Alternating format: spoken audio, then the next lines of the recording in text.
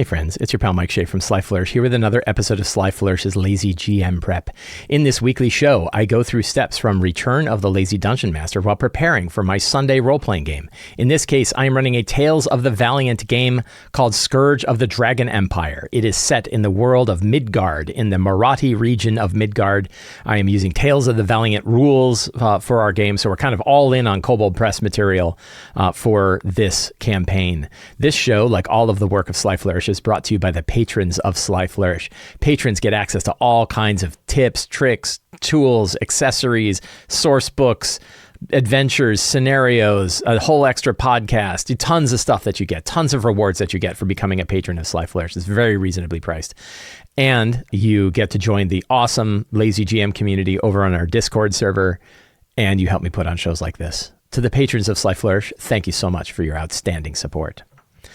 So last week, I've really been kind of like, I don't want to say I've been like digging a hole for myself, but I've sure made like things complicated. But sometimes you need some complications in order to really, in order to really kind of enjoy the game and make it feel different. So the campaign in a nutshell, the characters are heroes that are there to thwart the tyrannical dragon empire known as the Marathi Empire. 9 very powerful dragons rule over this huge region, and they rule with a tyrannical fist. They have a puppet governor who kind of is supposed to be the leader, but isn't really. And they're all involved in all kinds of machinations. They're involved in wars and holding territory and expanding territory and doing all kinds of terrible stuff. The characters all have reasons to want to disrupt the Dragon Empire, starting small and getting bigger as they go. In a more recent arc of this campaign, they hijacked a caravan, a smuggling caravan that was smuggling goods out of the Dragon Empire and into the neighboring region of Nurien Natal. And this smuggling operation was being done by one of the dragons.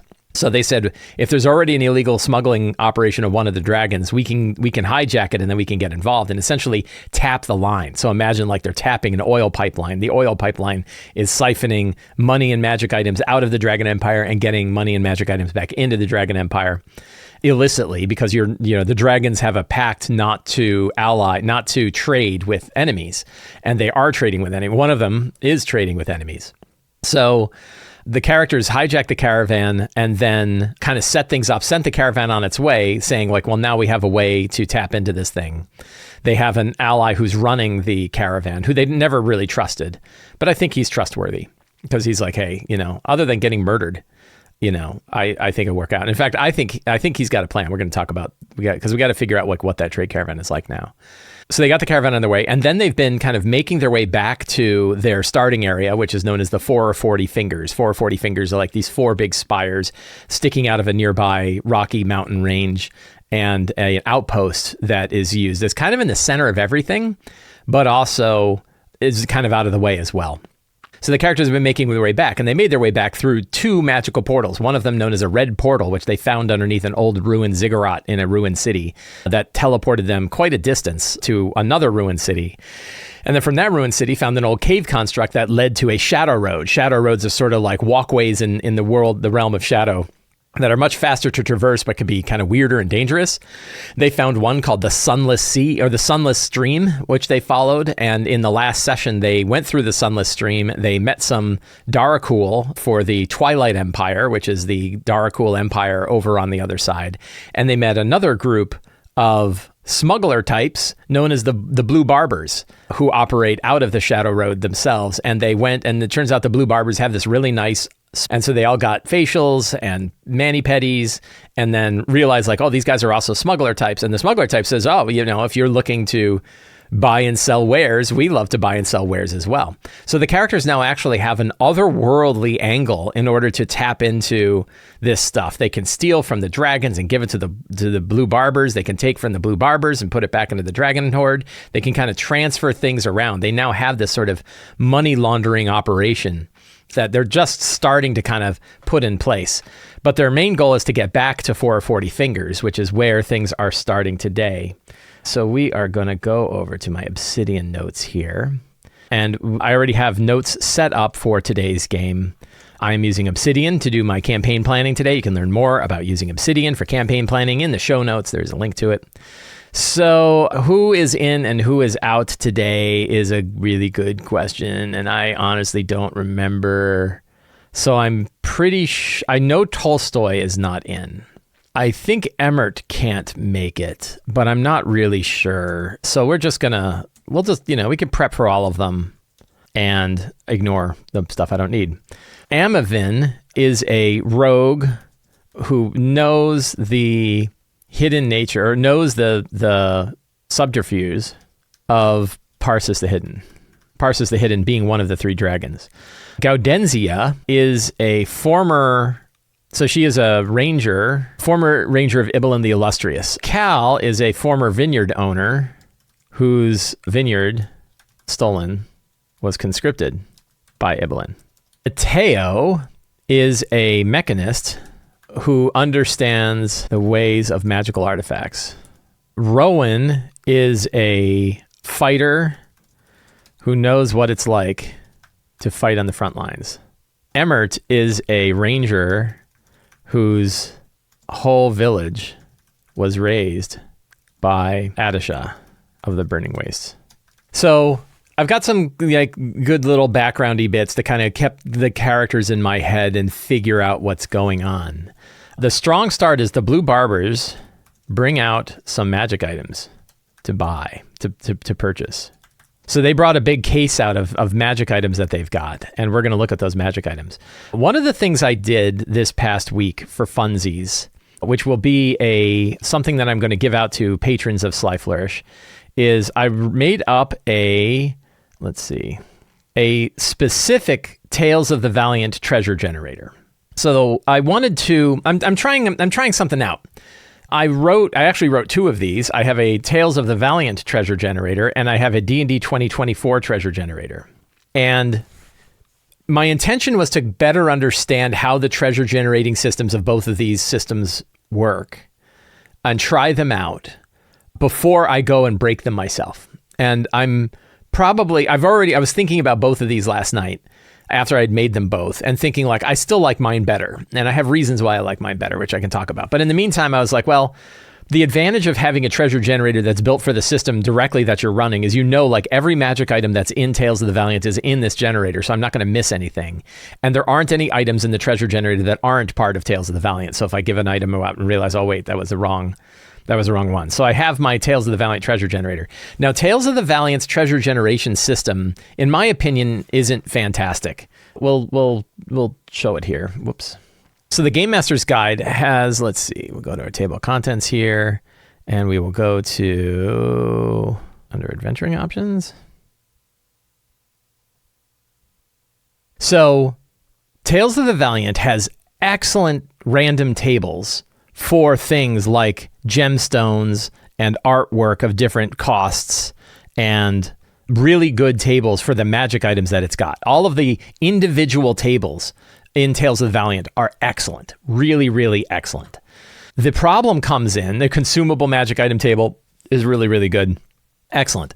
The problem is when you're trying to build treasure bundles. And I actually tried doing this. Now, I'm not ready to kind of say it doesn't work. I know it's not my favorite, but I'm kind of hoping to one day to understand it and be this is why it works better. But I'm not there yet. And I have a few reasons for this. So the idea of the treasure bundles in Tales of the Valiant is that they are based on a level range.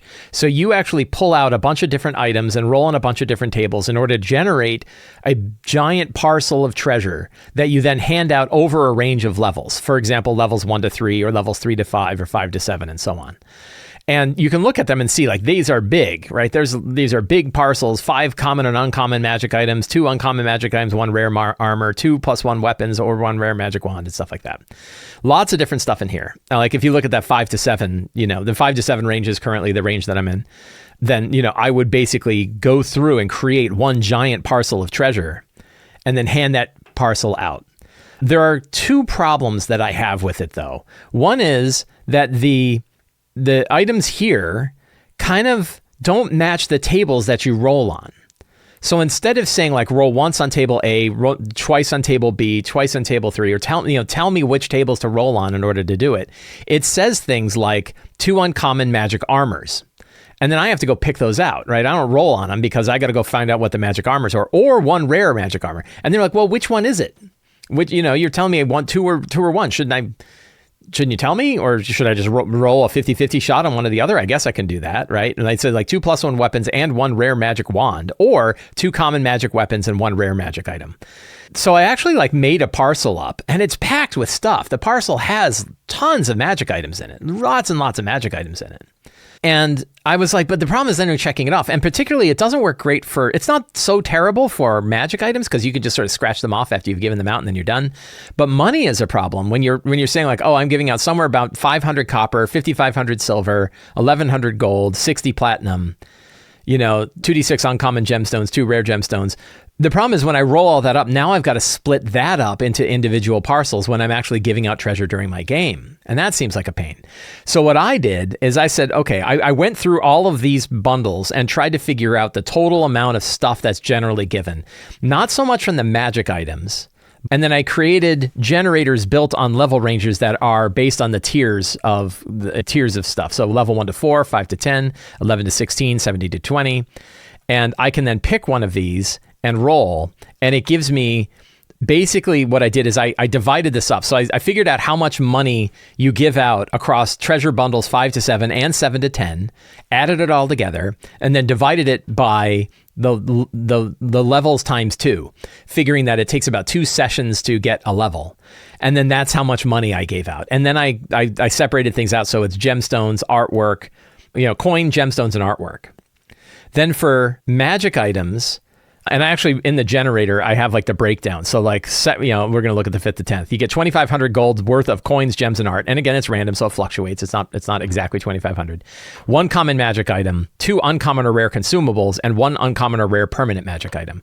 And I do that for every parcel. So there's always a permanent. It doesn't mean you have to give it all out.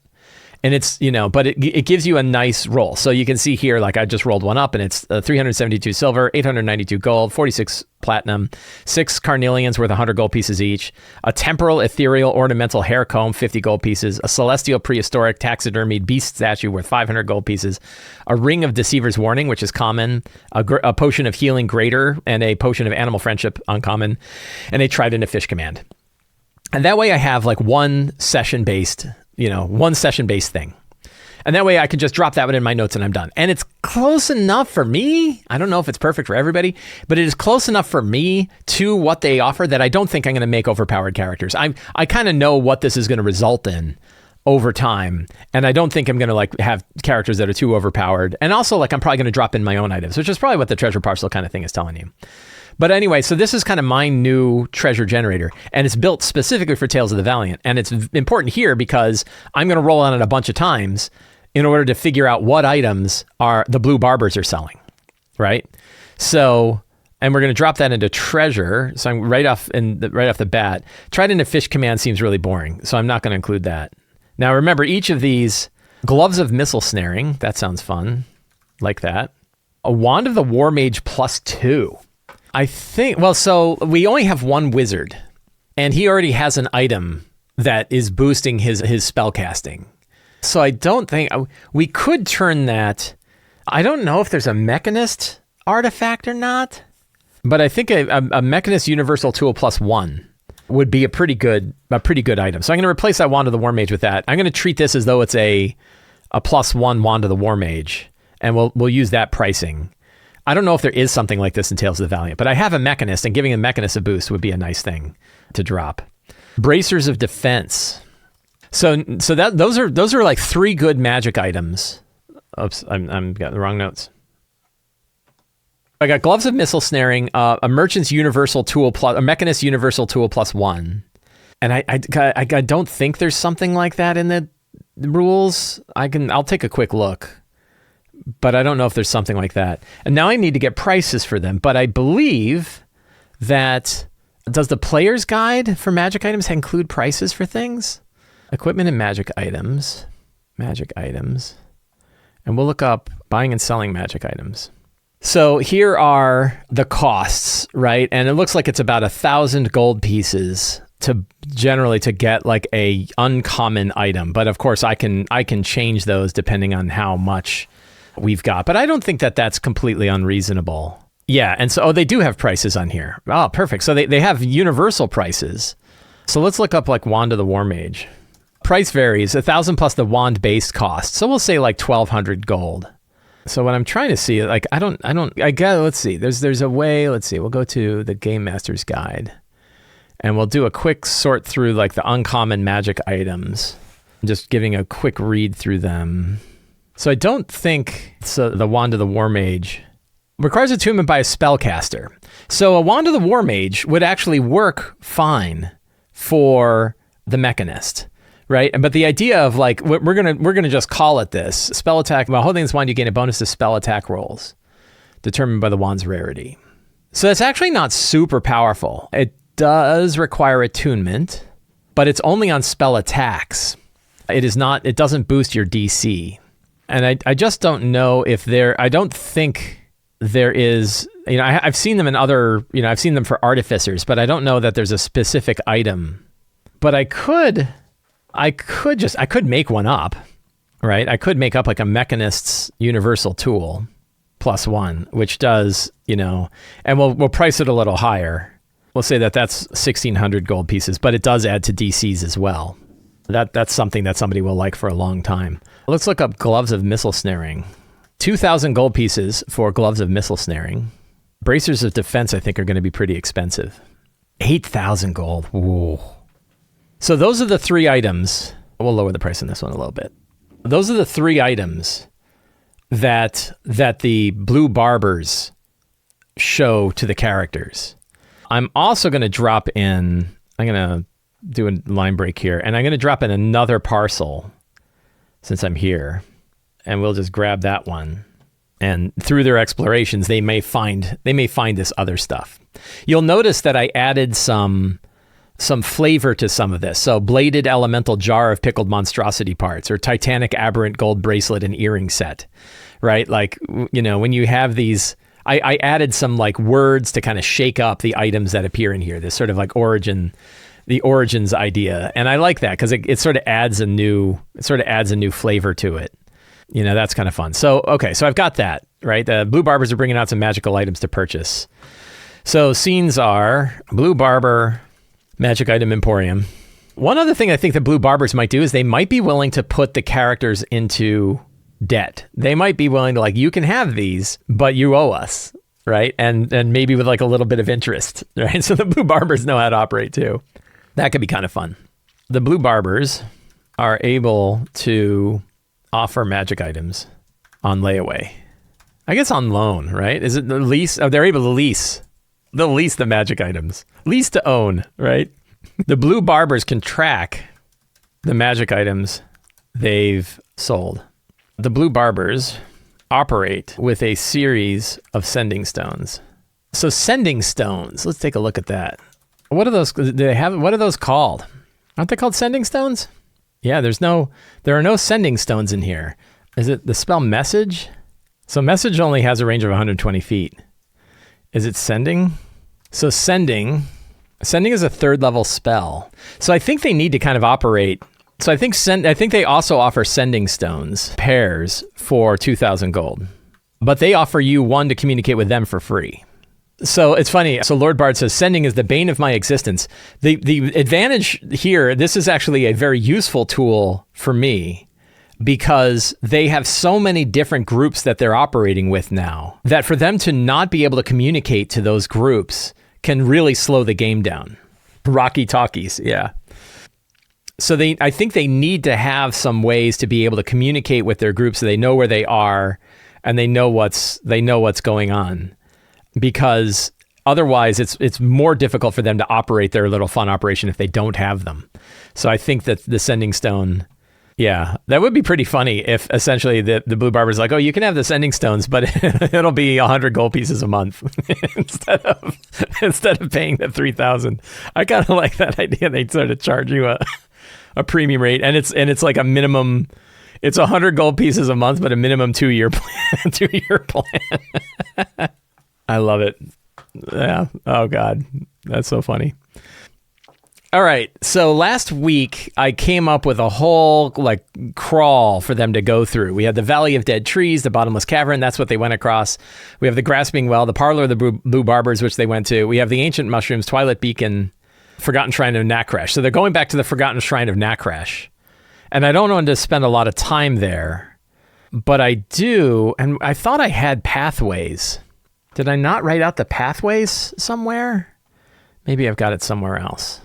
Sunless Stream Point Crawl. Yeah, so I created a point crawl for it. So I had Radiant Mushrooms, Friendly Dead Wisps, Spiked Ghoul Skulls, and the Silver Stream. But I want to have another pathway.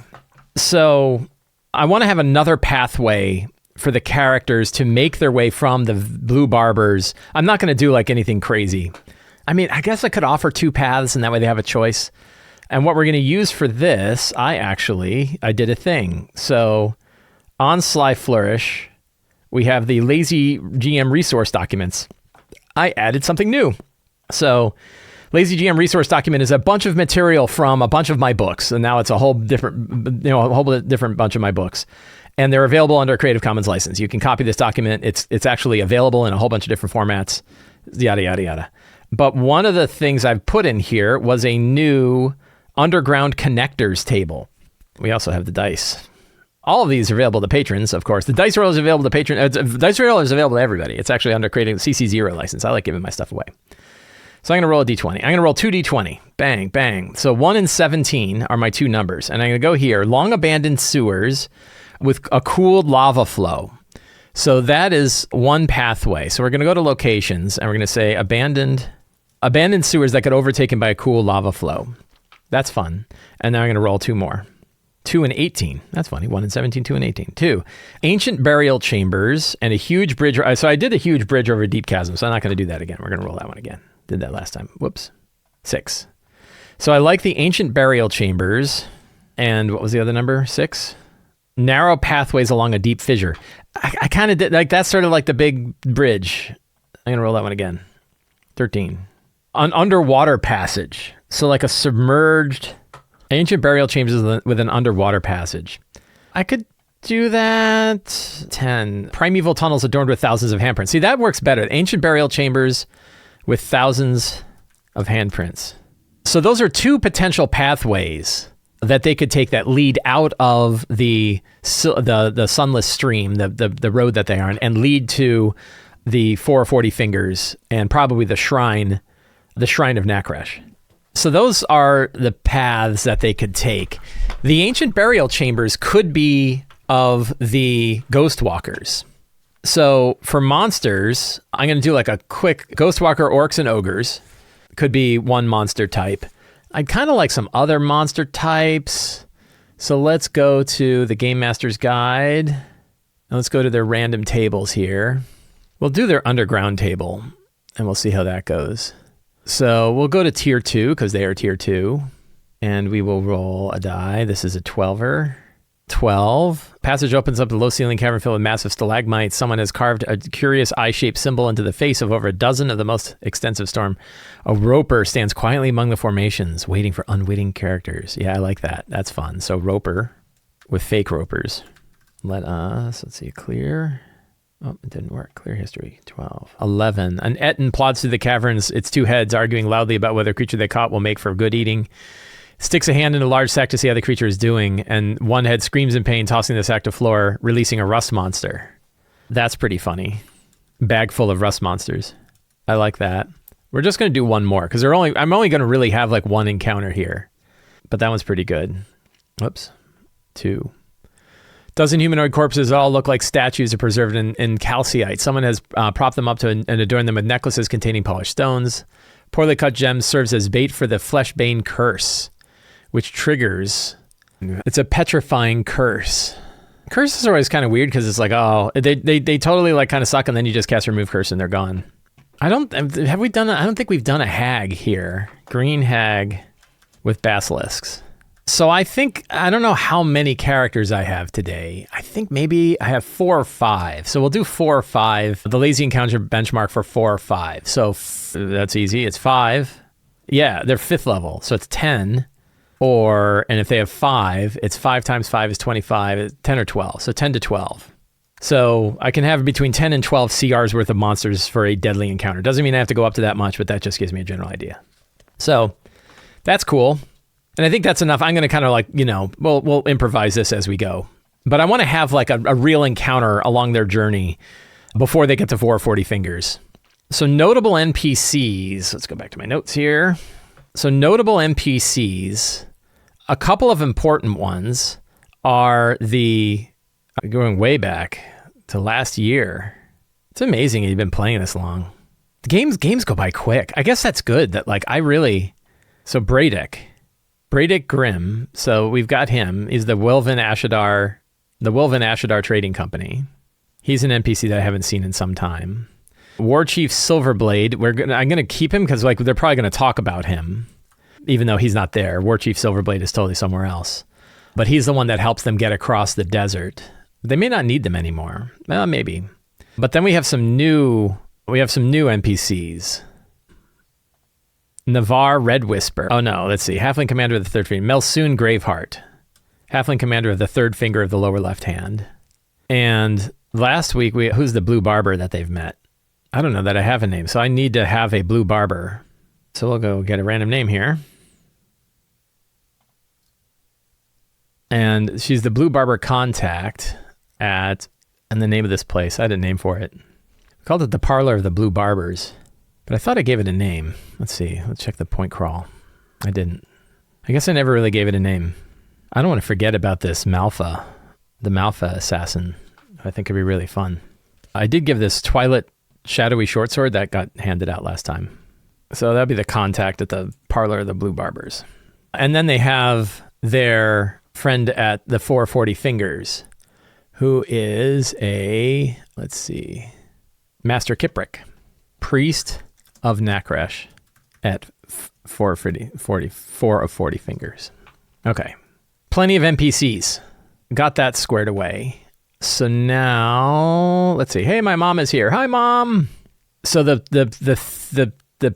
path for today's game, scene-wise, so they go to the Blue Barbers Emporium, then journey to the Shrine of Nakresh, meet Master Kiprick, meet their contact, he's there, and that's Bradick Grimm, and then choose the next path. And the next path, I have 10 minutes to come up with some good next paths. But first, I'm going to take a quick break. I will be back in just a minute. I am back. So here's kind of what I want to do, right? They finish up with the Blue Barbers. They journey to the Shrine of Nakresh through one of those pathways. We have a nice, fun encounter along the way. Then they arrive back at 440 Fingers, so we have to have some secrets about what's been going on at 440 Fingers. And then they pick their next path, and I want to kind of have an idea. The thing that I need to set up in this session is what are we going to be doing in the next few sessions? So I want to offer sort of like 3 quests that they could go on, right? What are the 3 quests that they could go on? And I think one of them could be like grabbing or recovering lost treasure that Adisha seeks. So, in the Western, in fact, we let's pull up a map here real quick. This'll do. So we have our 440 Fingers, and somewhere southeast in the Gizmiri is could be an old ruin, actually not far from Sayaz. So they may end up kind of going to Sayaz if they take this one. And we could have an old ruin. We're going to go ahead and where is it? Go to my random encounter table again. And we are going to do a location. And we are going to use Southlands Gods, and we're going to roll it. Psionic and Fertile Amphitheater of Isis, the hallowed Cyclopean of Heretical Aten, the Father of Fire. That one's not bad. Hallowed Cyclopean Colosseum. So there could be like an old ruined Colosseum where followers of Heretical Aten, the Father of Fire. So that could be a secret, right? What's a cool name for this? The something Colosseum. The Colosseum of the Red Sun. In the ruined Colosseum, it's a ruined, right? The ruined Colosseum of the Red Sun and where was that location? In the Gizmiri, has a vault underneath it. We could say, let's see, treasure hunters of Adisha seek a powerful artifact in a vault under the ruined Colosseum of the Red Sun in Gizmiri. What artifact could they seek? What would it be? So we can go back to our treasure generator. We'll actually go to the 11 to 16. +1 Twilight Natural Crossbow. Not bad. Wand of Secrets. A Helm of Teleportation. Ooh, that would be a good one for the characters to get. Helm has 3 charges. While wearing it, you can use the action to expend 1 charge and cast a teleport spell from it. The helm regains 1d3 expended charges at dawn. If I gave the characters this, does it break the game? Does it mean there's like no more travel? I don't know. It's a 40,000 gold piece helm. It would make travel in the area really nice.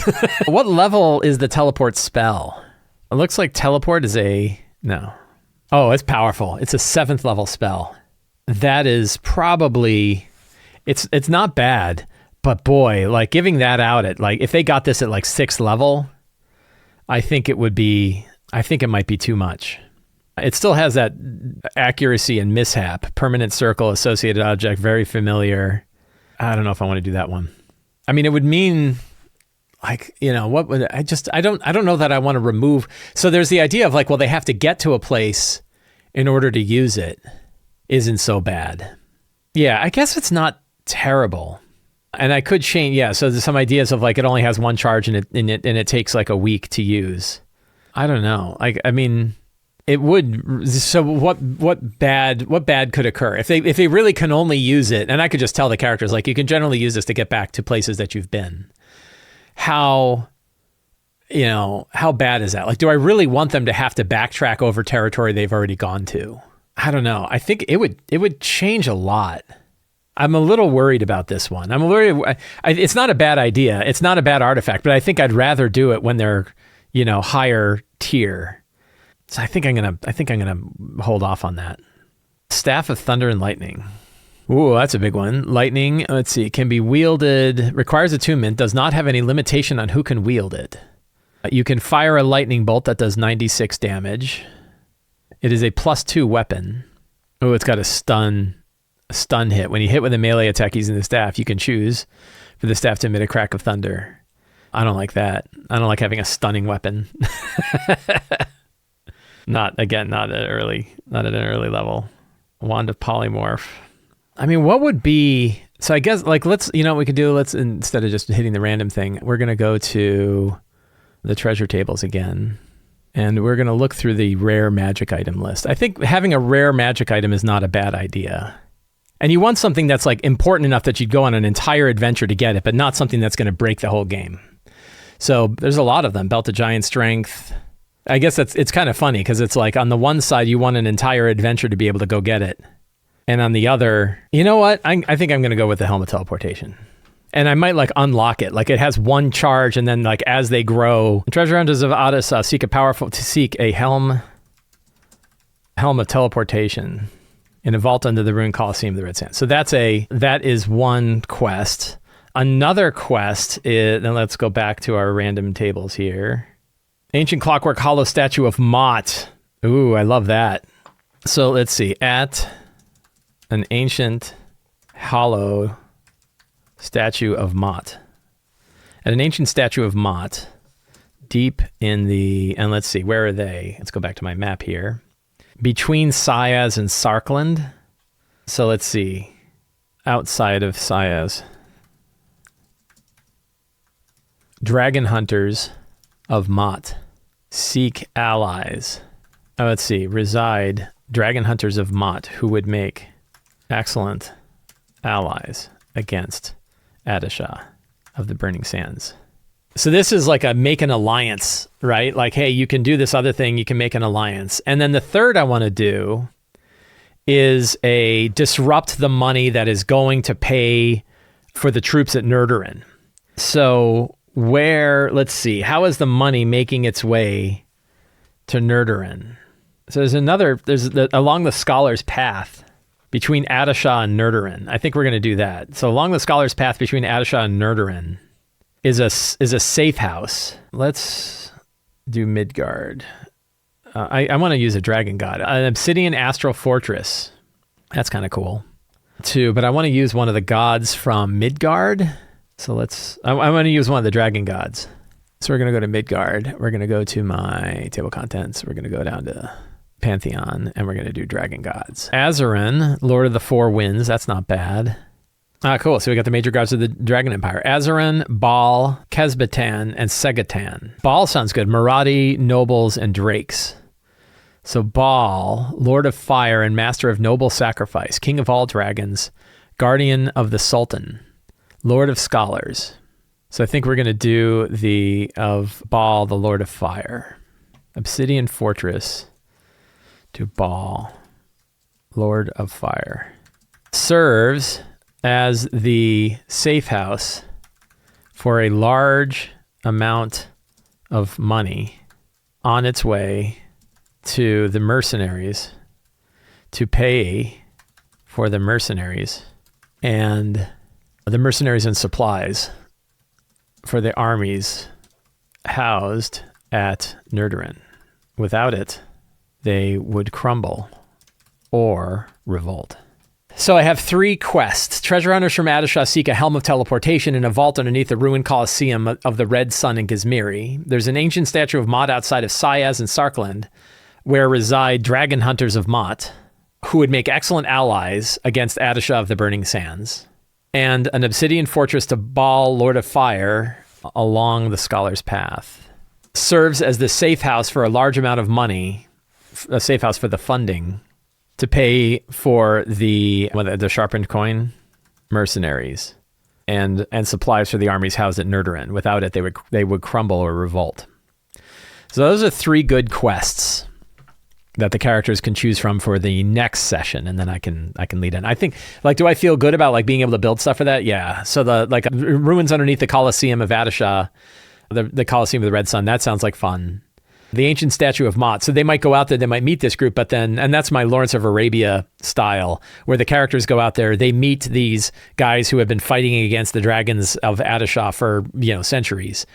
And they're like, we want to recruit you, and we can fund them and give them magic items and give them other stuff from the other areas. That could work out really well. So there's a good angle there. And then the Obsidian Fortress to Baal, Lord of Fire, serves as a safe house for funding. So that's kind of a heist. What do you do? What do you do when you find the funding that's used to fund the mercenary company? All of those work to disrupt the Dragon Empire. All of them are fun adventures. I think all of those work well. So I don't need to choose the next path in my notes because I have them in my secrets and clues. I do want to have 3 other, so I'm going to put those at the bottom, and I want to have 3 other, or 4, or maybe 4 other secrets about the money train. So what was it called? I put them in my NPCs, right? The Wolven Ashadar Trading Company, operates out of Ashadar. Right, we'll go back to our map here, which is under the purview of Parsis, the Hidden. It's a purview of, we can just say it operates under Parsis the Hidden. But secretly smuggles goods and funding from Ibelin.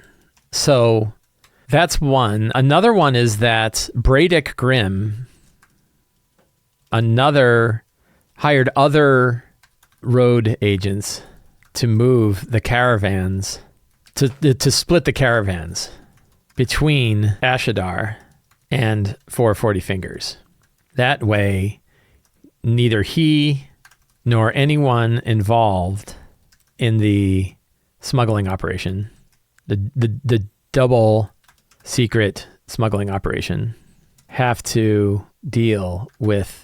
It's all legit. From 440 Fingers to Ashadar, it's a completely legit train. They don't know that they're not operating on behalf. They don't even know that they're operating on behalf of Ibelin. But if they did, they would still only have 1 dimension deep. So he's compartmentalizing.